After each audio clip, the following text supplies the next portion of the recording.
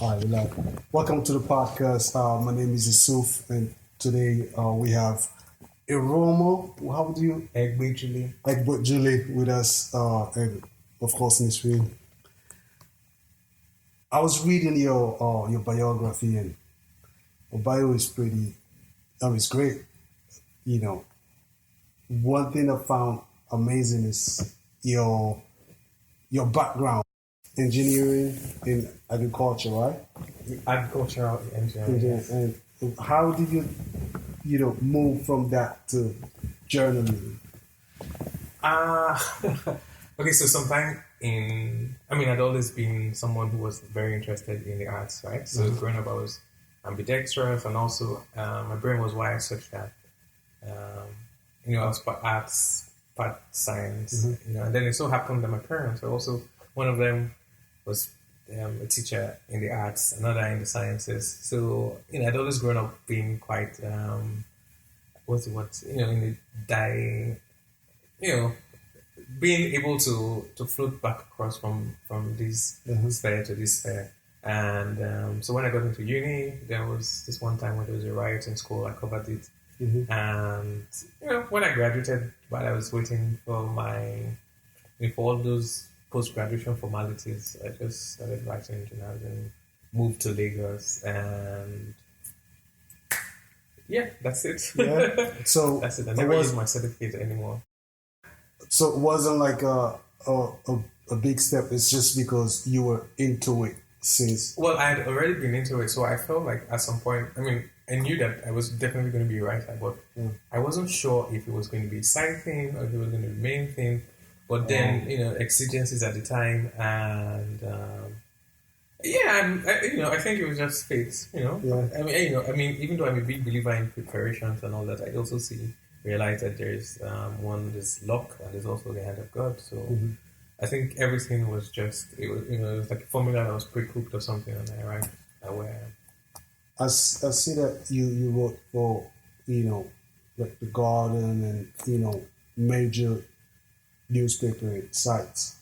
How hard or easy it is to, as an African, to be able to get those platforms? It is tough because journalism is full of middle-aged white men. Yeah.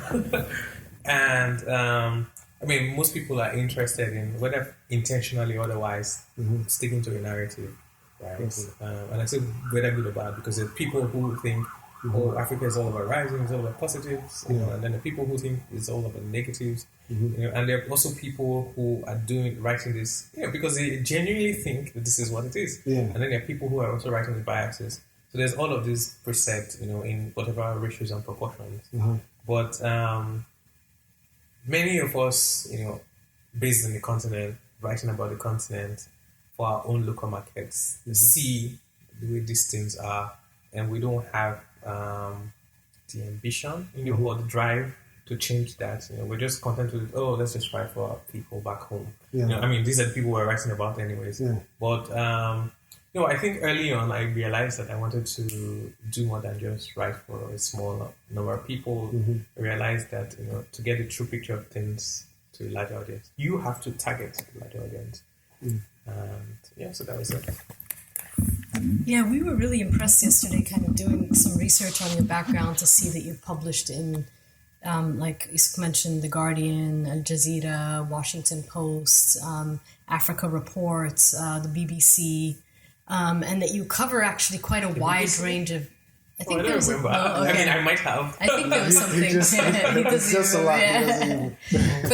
But part of what was really impressive about is that you really cover a lot of different types of topics and regions, right? So we saw that you were covering, for example, the crisis in Anglophone Cameroon. You were in Liberia during the Ebola crisis. Obviously, you cover politics in Nigeria. But also, pop culture every once in a while. So you have this sort of wide repertoire of topics that you engage in. And so given all that, I guess I wanted to ask you if you could sort of think back, what has been your two things. So one, your most challenging assignment or story that you've written, and sort of tell us a little bit why. and then maybe your most rewarding and sort of maybe insightful, something that maybe something that you worked on that was like you went in with a particular idea, but then it was surprising, something else kind of came out of it, which, you know, maybe that happens often. Okay, first let's set the base, right? So I started out as a culture journalism. I still have dreams of one day being a pop culture journalism professor. But then I started doing conflict, and everyone saw that, oh, he can do conflict, and then, you know, people started, editors started sending me on those. In terms of most challenging, I mean, I think it will be around the time when I was covering insurgents, Boko Haram in the Northeast, because I'm a Southerner. I can't speak Hausa. I mean, as at then, I could, I knew not a single word in Hausa, even though my mom speaks it. But I couldn't speak anything, you know. So you're going to a new land where, first I'm a Christian, I'm a Southerner, can't speak the language, and you know, there's just only foreign reporters there. This was around 2015, right? Where you know most of the people reporting then, Boko Haram like peaked around 2013, 2014. So it was still dangerous, and most of the people reporting there were foreigners. You know, and I was going there without health insurance to report. And I remember initially at first, because I was a freelancer, and because I was like, you know, these different criteria I've mentioned, these different parameters, no one wanted to commission me right ahead. So I had to like dive straight in, take my savings, and for the first week, I think I was sleeping on the floor, my fixer's floor, right, before, because I had booked hotel, but I got there and seen that they had been given to someone else. Wow. So for the first week, I was. So I think that was pretty challenging, because eventually I did stay there and write some stories for the New Humanitarian, the Guardian, like, you know, stories that when I was going there, I knew I was going to do them when I was going there, but I never knew that they would, you know, it's like dreams, like, you know, they might come to fruition, they might not.